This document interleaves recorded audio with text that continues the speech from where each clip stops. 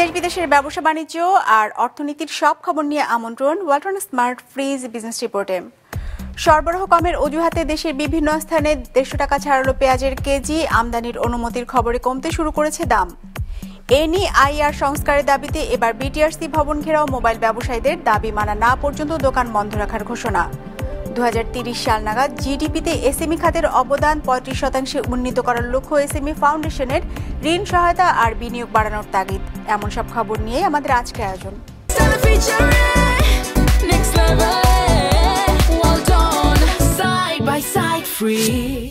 150 টাকা ছাড়িয়েছে পেঁয়াজের কেজি, বিক্রি হচ্ছে 160 টাকা দরে। ব্যবসায়ীরা বলছেন, মৌসুমের শেষ দিক বলে মজুদ কমে যাওয়ায় বেড়েছে সব ধরনের পেঁয়াজের দাম। বাজারে মুড়ি কাটা পেঁয়াজ উঠতে শুরু করলেও তা খুবই কম। পেঁয়াজের দাম সহনীয় রাখতে রোববার থেকে সীমিত আকারে পেঁয়াজ আমদানির অনুমতি দিচ্ছে সরকার। ডেস্ক রিপোর্টে বিস্তারিত। হঠাৎ করেই দেশের বাজারে বেড়েছে পেঁয়াজের দাম। এক সপ্তাহের ব্যবধানে এক লাফে কেজিতে বেড়েছে 50 থেকে 80 টাকা পর্যন্ত। আকার ও মান ভেদে পেঁয়াজ বিক্রি হচ্ছে 150 থেকে 160 টাকা কেজিতে। ব্যবসায়ীরা বলছেন, নতুন মৌসুম শুরুর আগে মজুদ কমে এসেছে, এ কারণে বেড়েছে পণ্যটির দাম। দাম বাড়ার সাথে সাথে বিক্রি কিছুটা কমেছে বলে জানান তারা। চাহিদা অনুযায়ী আমদানি নেই, এই জন্য পেঁয়াজের দামটা আর কি বেশি। যদি চাহিদা পর্যাপ্ত পরিমাণ আমদানি থাকতো তাহলে কাঁচা পেঁয়াজটা আমরা আশা করতে 50 থেকে 60 টাকার ভিতর থাকতো। গতকাল পেঁয়াজ পাইকারি বাজারে গেছে 130 টাকা কেজি, আমরা বিক্রি করছি 140 টাকা কেজি। আজকে 145 কেজি পেঁয়াজ কিনে আনছি, বিক্রি করছি 150 টাকা কেজি। কিন্তু বিভিন্ন জেলার পাইকারি ও খুচরা বাজার ঘুরে দেখা গেছে পেঁয়াজের পর্যাপ্ত সরবরাহ রয়েছে। উঠতে শুরু করেছে মুড়ি কাটা পেঁয়াজও, তবে তা পরিমাণে খুবই কম। পেঁয়াজের দাম অস্বাভাবিক বৃদ্ধি পাওয়ায় ক্ষুব্ধ সাধারণ ক্রেতারা। বাজার উঠতেছে, আমরা কি করব, যা হয় হোক গা। এখন দাম জোর করে এখন ভোগান্তির মধ্যে চলতেছে। আমরা যারা চাকরিজীবী, আমাদের তো হিসাবের পয়সা, সীমিত আয়, এটা তো খুব কঠিন একটা পরিস্থিতি দাঁড়ায় গেছে। হঠাৎ করেই আজকে 150 টাকা কেজি।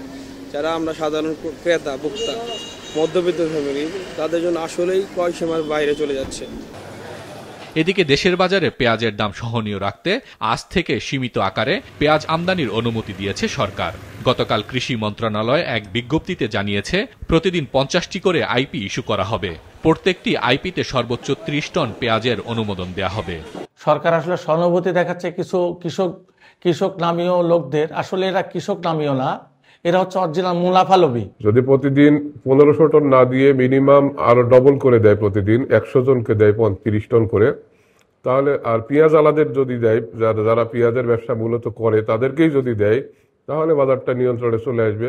আজকে দিনের শুরুতে আমরা যেটা দেখলাম অনলাইনে, যে 50 জন আমদানিকারক অলরেডি তাদের পুরাতন আবেদনগুলো রিসাবমিট করতে পারছে। হয়তোবা এবেলার মধ্যে আমরা দেখতে পাবো যে সেগুলো অ্যাপ্রুভ হবে। অ্যাপ্রুভ হলে আমরা আপনাদেরকে বলতে পারবো যে পেঁয়াজ আমদানি কখন থেকে শুরু হচ্ছে। আমদানির অনুমতির খবরেই দিনাজপুরের হিলি ও মানিকগঞ্জের বাজারে পেঁয়াজের দাম কেজিতে কমেছে 20 থেকে 30 টাকা। গতকাল পুরাতন পেঁয়াজ 130 থেকে 60 টাকা কেজি দরে বিক্রি হলেও আজ তা বিক্রি হচ্ছে 110 থেকে 140 টাকা কেজিতে। Hasan Mehedi, business report, Maasranga television. National equipment identity register NEIR সংস্কারের দাবিতে এবার বাংলাদেশ টেলিযোগাযোগ নিয়ন্ত্রণ কমিশন ভবন ঘেরাও করেছে মোবাইল ব্যবসায়ীরা। রোববার সকাল থেকে বিভিন্ন শপিং মলের মোবাইল ব্যবসায়ীরা আগারগাঁয়ে বিটিআরসি ভবনের সামনে জড়ো হয়ে বিক্ষোভ করেন। দাবি না মানা পর্যন্ত মোবাইলের দোকান বন্ধ রাখার ঘোষণাও দেন ব্যবসায়ীরা। দেশে আইফোন, স্যামসাং সহ উচ্চমূল্যের মোবাইল ফোন আসে লাগেজ পার্টির মাধ্যমে, যার ফলে রাজস্ব বঞ্চিত হয় সরকার, অর্থ পাচার হয়, একই সাথে ক্ষতিগ্রস্ত হয় দেশীয় মোবাইল উৎপাদকেরা। যা বন্ধে national equipment identity register NEIR চালুর উদ্যোগ নিয়েছে সরকার। এর প্রতিবাদে লাগাতার আন্দোলন করে আসছে মোবাইল আমদানিকারকেরা। আন্দোলনের ধারাবাহিকতায় রোববার আগারগাঁও বিটিআরসি ভবন ঘেরাও করে বাংলাদেশ মোবাইল বিজনেস কমিউনিটি। এ সময় তারা এনইআইআর সংস্কার, সিন্ডিকেট প্রথা বাতিল এবং মোবাইল ফোন আমদানির সুযোগ উন্মুক্ত করার দাবি জানান। অনেকদিন ধরে আসলে ক্লিয়ারিফাই ছিল না, আমরা নীতিমালাগুলো এতটাই জটিল, আমরা আসলে চাইলেও ফোন বৈধভাবে আনতে পারতেছি না, সিস্টেমটাই নাই। আমরা বৈধভাবে ট্যাক্স দিব এবং তখন কম্পিটিশন হলে দেখবেন সবাই যে কে কত দামে কম লাভে বিক্রি করতে পারে, তখন যে জিনিসটা চালু হয়ে যাবে। আন্দোলনকারী ব্যবসায়ী নেতারা অভিযোগ করেন, বাজারে কৃত্রিম সংকট সৃষ্টি করে একটি বিশেষ গোষ্ঠীকে লাভবান করা হচ্ছে। এনইআইআর বাস্তবায়ন হলে লাখো ব্যবসায়ী ক্ষতিগ্রস্ত হবেন। দাবি না মানা পর্যন্ত অনির্দিষ্টকালের জন্য দোকান বন্ধ রাখার ঘোষণা দেন তারা। হাতের প্রোডাক্টই তো শেষ না, আমাদেরকেও ব্যবসা করে খেতে হবে। যেহেতু একটা সিস্টেম চেঞ্জ হচ্ছে, সিস্টেমের কারণে আমরা ক্ষতিগ্রস্ত হব। এই জন্য এই সিস্টেমটা আপনি 6 মাস সময় দেন, 6 মাসের মধ্যে যাতে আমরা রেডি হইয়া আমরা ব্যবসাটা শুরু করতে পারি। এদিকে টেলিকম বিষয়ক এক সেমিনারে এনইআইআর সহ সব ধরনের নীতি নতুন করে দেখা হবে বলে জানিয়েছেন বিএনপির স্থায়ী কমিটির সদস্য আমির খসরু মাহমুদ চৌধুরী। বিশেষ সুবিধা নিয়ে স্থানীয় উৎপাদকেরা একচ্ছত্র আধিপত্য তৈরি করতে পারে এমন শঙ্কার কথাও জানান তিনি। রেস্ট্রিকশন করে দিচ্ছেন ট্রেডটাকে, অন্যদিকে এই যারা উৎপাদনের কথা বলছে, যারা এখানে অ্যাসেম্বলিং করছে, তাদের জন্য আরেকটা নতুন উইন্ডো করে দিচ্ছে। অলরেডি ওরা 50% বেনিফিট পাচ্ছে। তারপর মনোপলির মাধ্যমে ইম্পোর্টটা যখন ওরা কন্ট্রোল করবেন, এই যে দামগুলো আপনি বললেন, এই সেলফোনের দাম আরো বাড়বে। কিন্তু this is a dangerous approach, it deserves review. সরকারের সিদ্ধান্ত অনুযায়ী আগামী 16 ডিসেম্বর থেকে এনইআইআর ব্যবস্থা চালু হবে। এর ফলে বন্ধ হবে অনিবন্ধিত ও অনুমোদনহীন মোবাইল ফোনের ব্যবহার। একরামুল ইসলাম খান, বিজনেস রিপোর্ট, মাছরাঙ্গা টেলিভিশন। 2030 সালের মধ্যে জিডিপিতে এসএমই খাতের অবদান 35% উন্নীত করতে চায় এসএমই ফাউন্ডেশন। এজন্য উদ্যোক্তাদের বিশ্ববাজারে প্রবেশাধিকার, ঋণ সহায়তা আর বিনিয়োগ বাড়ানোর তাগিদ দিয়েছে সংস্থাটি। রোববার রাজধানীতে জাতীয় এসএমই মেলার উদ্বোধনী অনুষ্ঠানে এসব কথা উঠে আসে। দেশে ক্ষুদ্র, কুটির আর মাঝারি মিলিয়ে উদ্যোক্তা রয়েছে 1,18 লাখের মতো, যারা কাজ করছে কর্মসংস্থান সৃষ্টি, গ্রামীণ অর্থনীতি উন্নয়নের মূল চালিকা শক্তি হিসাবে। তবে ব্যবসা পরিচালনায় অর্থায়ন নিয়ে বরাবরই সমস্যায় পড়তে হয় ক্ষুদ্র উদ্যোক্তাদের। ব্যাংক থেকে ঋণ নিতে হয় 14 থেকে 15% হারে। এনজিওগুলো ঋণের ক্ষেত্রে সুদ হার আরও বেশি, 25% প্রায়, যা এই খাত সম্প্রসারণের বড় বাধা। এই রেটগুলো অ্যাকচুয়ালি এসএমইর জন্য উন্নয়ন সহায়ক নয়, না, এটা অনেক বেশি রেট, ডেফিনেটলি আমরা মানি, বাট ডিরেক্টলি আমরা এই রেটে হাত দিতে পারছি না, কারণ মুদ্রাস্ফীতি নিচে নামতে হবে। এসএমই মেলার উদ্বোধনী অনুষ্ঠানে বলা হয় 2030 সাল নাগাদ বাংলাদেশ পৃথিবীর 8ম বৃহত্তম ভোক্তা বাজারে পরিণত হবে। সেই বাজারে নিজেদের প্রতিনিধিত্ব বাড়াতে সহায়ক শিল্পের সমস্যা দূরীকরণের পাশাপাশি বিনিয়োগ বাড়ানোর পরামর্শ উঠে আসে আলোচনায়। নতুন উদ্যোক্তাদের ব্যবসা নিবন্ধনের জটিলতা দূর করতে আগামী বছর থেকে অ্যাপের মাধ্যমে নিবন্ধন দেওয়ার উদ্যোগ নেওয়া হয়েছে বলে জানান বিডার নির্বাহী চেয়ারম্যান। টাকা পয়সা ট্রান্সফার করতে আসলে এখন একটা ফোনের অ্যাপের মাধ্যমেই হয়, ঠিক সেরকম করে আমরা একটা অ্যাপের মাধ্যমে আসলে এই নিবন্ধন, ব্যাংক অ্যাকাউন্ট খোলা সবকিছু একটা সিঙ্গেল ফর্মের মধ্যে নিয়ে আসতে পারি কিনা, এটা আমরা চেষ্টা করছি যে আগামী বছরের কোনো একটা সময় আমরা এটা চালু করে দিতে পারবো। তথ্য বলছে বর্তমানে দেশের জিডিপির আকার প্রায় $550 বিলিয়ন বেশি, যেখানে এসএমই খাতের অবদান প্রায় 25%। 2030 সাল নাগাদ যা 35% নিতে চায় সরকার। এজন্য এ খাতের উদ্যোক্তাদের উৎপাদিত পণ্য বিশ্ববাজারে প্রবেশাধিকার বাড়ানো, স্বল্প সুদে ঋণের সহায়তা আর দক্ষতা উন্নয়নের তাগিদও উঠে আসে আলোচনায়।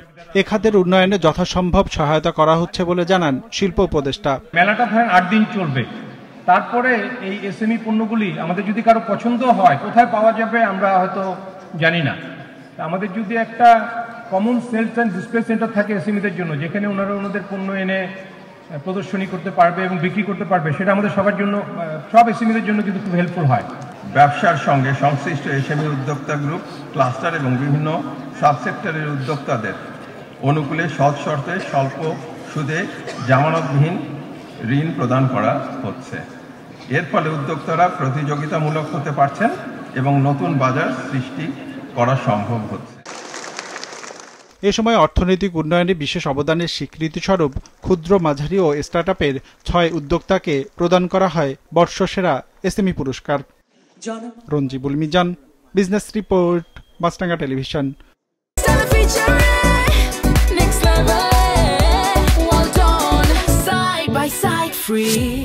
দেশে আবারও বেড়েছে মূল্যস্ফীতি। নভেম্বরে জীবনযাত্রার ব্যয় বৃদ্ধির হার 8.29% দাঁড়িয়েছে, অক্টোবরেও যা ছিল 8.17%। যদিও গেল বছর নভেম্বরে মূল্যস্ফীতির হার ছিল 11.38%। বাংলাদেশ পরিসংখ্যান ব্যুরোর হালনাগাদ প্রতিবেদনে এমন তথ্য উঠে এসেছে। পরিসংখ্যান ব্যুরোর তথ্য মতে নভেম্বরে দেশে খাদ্য মূল্যস্ফীতি হয়েছে 7.36%, যেখানে তার আগের মাস অর্থাৎ অক্টোবরে ছিল 7.08%। আর খাদ্য বহির্ভূত মূল্যস্ফীতি হয়েছে 9.08%। আগের মাসে যা ছিল 9.13%। দেশে গেল 3 বছর ধরে উচ্চ মূল্যস্ফীতি বিরাজ করছে। 2024-25 অর্থ বছরে গড় মূল্যস্ফীতি হয়েছে 10.03%। নানা চ্যালেঞ্জের মধ্যেও চট্টগ্রাম বন্দর দিয়ে বেড়েছে পণ্য আমদানি।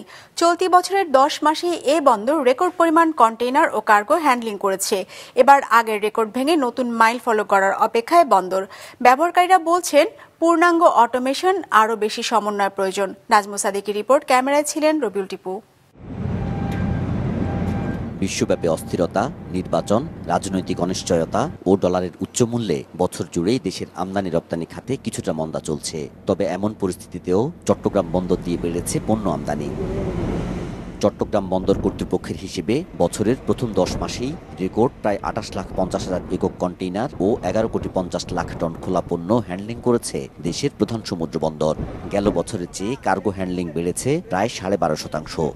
এই বছরে ক্যালেন্ডার ইয়ারের 10 মাসের চিত্র ধরি, সেই 10 মাসের চিত্রে আমাদের কার্গোর ক্ষেত্রে 12.64 এবং কন্টেইনার জাহাজের ক্ষেত্রে আমার 4.87, প্রায় 5% প্রবৃদ্ধি রয়েছে। আমরা চট্টগ্রাম বন্দরের ক্যাপাসিটির চাইতে আসলে বেশি এখনই করছি। আমাদের যে ক্যাপাসিটি আসলে we were doing much more than the number. এখন আমরা আগামী যে অর্থবছর রয়েছে সেই অর্থবছরের লক্ষ্যমাত্রা আমাদের আশা করছি 3.4 টাচ করার চেষ্টা করব। আর এই বছরে আমরা অলরেডি আশা করছি গত 48 বছরের রেকর্ড ভেঙে দেওয়া যে সংখ্যাটা আছে সেটাকে আমরা ছাড়িয়ে এবার 3.3 প্লাস করতে পারব।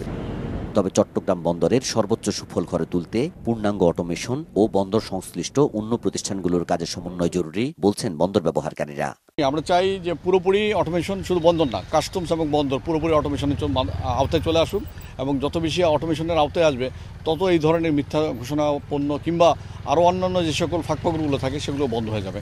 এবং সবচেয়ে বড় কথা যে অটোমেশন হওয়ার ফলে আমাদের যে কাজের গতি, সেই গতির অনেক বেশি স্পিড পাবে। সেই স্পিডটা কিন্তু আমাদের যে ইকোনমিতে কিন্তু এটার একটা ধারাবাহিক আমাদের সুফল কিন্তু আমরা পাবো। 2024 সালে চট্টগ্রাম বন্দর 20 ফুট আকারের রেকর্ড 33,75,000 কন্টেইনার হ্যান্ডলিং করেছে। নাজমুল সাদিকি, বিজনেস রিপোর্ট, মাছরাঙ্গা টেলিভিশন।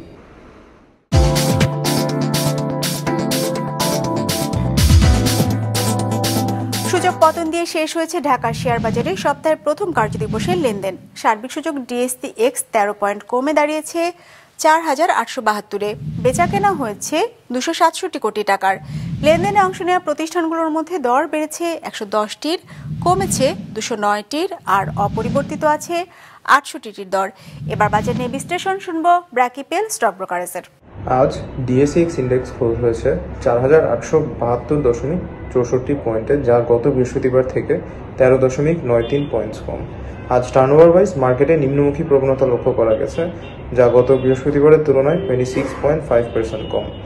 উল্লেখ্য, আজকের সেশনে লার্জ ক্যাপ সেক্টরে নেগেটিভ পারফরমেন্স লক্ষ্য করা গেছে, যার মধ্যে হাইয়েস্ট লস হয়েছে ফিউল অ্যান্ড পাওয়ার সেক্টরে, followed by engineering and pharmaceuticals. Turnover wise top সেক্টরগুলো ছিল যথাক্রমে engineering, followed by pharmaceuticals and textile. আজকে সর্বাধিক ট্রেডেড স্টকগুলো হলো Orion Infusion Limited, Khan Brothers PP Woven Bag Industries Limited, Dominate Steel Building Systems Limited. তীব্র বিশৃঙ্খলার পর ধীরে ধীরে স্বাভাবিক ছন্দে ফিরতে শুরু করেছে ভারতের বৃহত্তম এয়ারলাইন্স ইন্ডিগো। রোববারের মধ্যে 1600-র বেশি বিমান চালু করার লক্ষ্যে এগোচ্ছে সংস্থাটি, যদিও ইতোমধ্যেই বাতিল হয়েছে 650 ফ্লাইট। বুধবার নাগাদ পরিষেবা পুরোপুরি স্বাভাবিক হবে এমনটাই বলছেন তারা। বিস্তারিত ডেস্ক রিপোর্টে।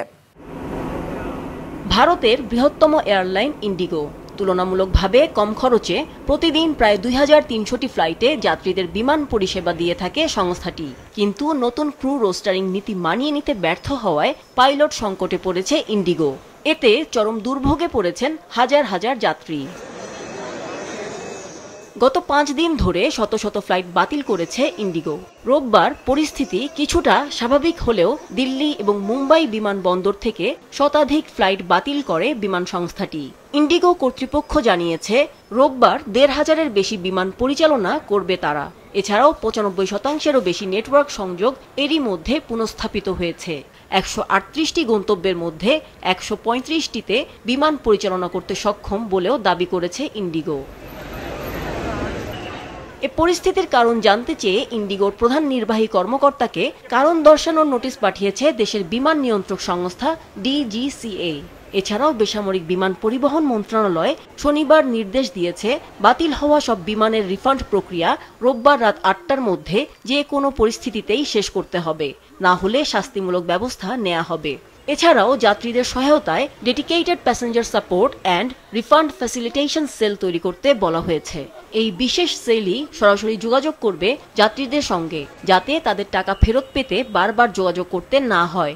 রিফান্ড এবং বিকল্প ভ্রমণ ব্যবস্থা দুটোই দ্রুত সম্পন্ন করারও নির্দেশ দেওয়া হয়েছে। এমন সংকটের সুযোগ নিয়ে অন্য বিমান সংস্থাগুলো ইচ্ছেমতো ভাড়া হাঁকিয়েছে। এই পরিস্থিতি পুরোপুরি স্বাভাবিক না হওয়া পর্যন্ত বিমান ভাড়া বেঁধে দিয়েছে নিয়ন্ত্রক সংস্থা। এদিকে বিমান বাতিলের কারণে ভ্রমণে বিঘ্ন হওয়া যাত্রীদের সহায়তায় শনিবার থেকে ৩ দিনের জন্য সব জোনে ৮৯টি বিশেষ ট্রেন পরিচালনার ঘোষণা করেছে ভারতীয় রেলওয়ে।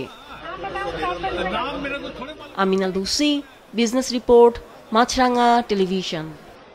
দর্শক, আমাদের যে কোনো পর্ব নিজেদের সুবিধাজনক সময় দেখতে সাবস্ক্রাইব করুন বিজনেস রিপোর্টের অফিসিয়াল ইউটিউব চ্যানেল। ফেসবুক পেজে লাইক দিয়ে আপডেট থাকুন ব্যবসা বাণিজ্যের আলোচিত সব ঘটনা সম্পর্কে। আর আপনাদের মতামত জানান কমেন্টস অথবা ইনবক্সে। আজ এটুকুই, বিদায় নিচ্ছি, ভালো থাকবেন।